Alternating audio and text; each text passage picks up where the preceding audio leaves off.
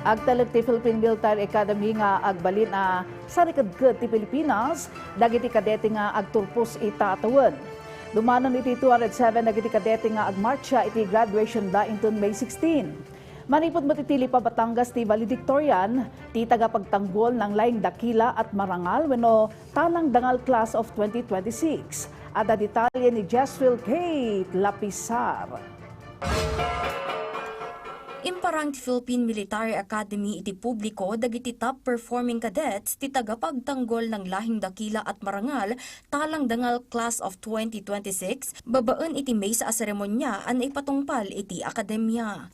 Indaulwan dagiti academy official ti panang padayaw ken pamigbig kadagiti kadete nga adda iti umuna alistaan iti nagduduma a kategorya kas iti academics, panangidaulo ken panagsanay iti militar. Sigun iti PMA, dagiti kadete ket nakaipaay iti naidumduma at alugading, disiplina kan dedikasyon kabayatan ti panagadalda. Anak ti May sa retirado a soldado manipod iti Lipa Batangas ti top cadet ti klase, ang makaawat iti presidential saber, akadawyan ang maipapaay kadagiti addaan iti kangatuan a marka iti academics ken military training iti akademya.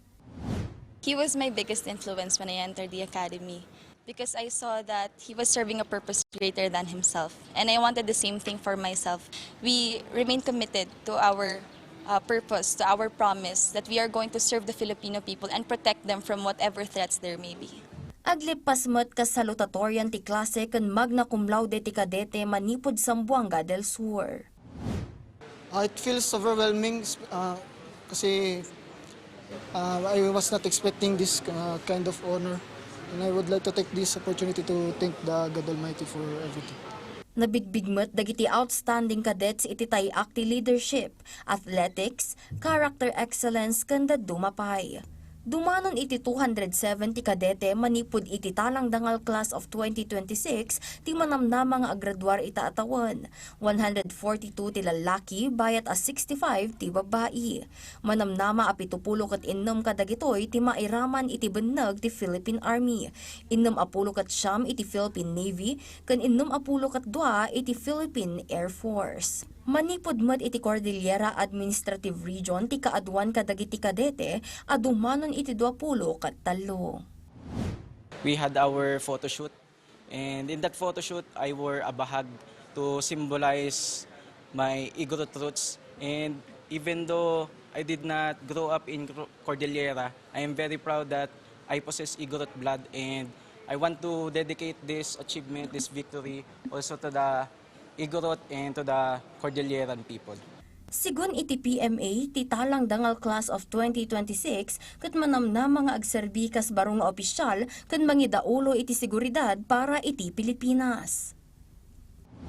Expectations ng PMA, and more importantly expectations ng the AFP, is that they are better trained, they are better aware of what modern warfare would be, and more importantly, they are better prepared to handle the pressures of modern warfare.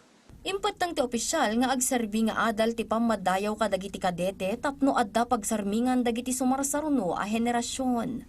Inton May 15 ti awarding ceremony for outstanding cadets and CCAFP units nga idaulwan ni Secretary of National Defense Gilberto Teodoro Jr. Bayat nga inton May 16 ti graduation and commencement exercises apasutan ni President Ferdinand Marcos Jr. kas kangrunaan na abisita.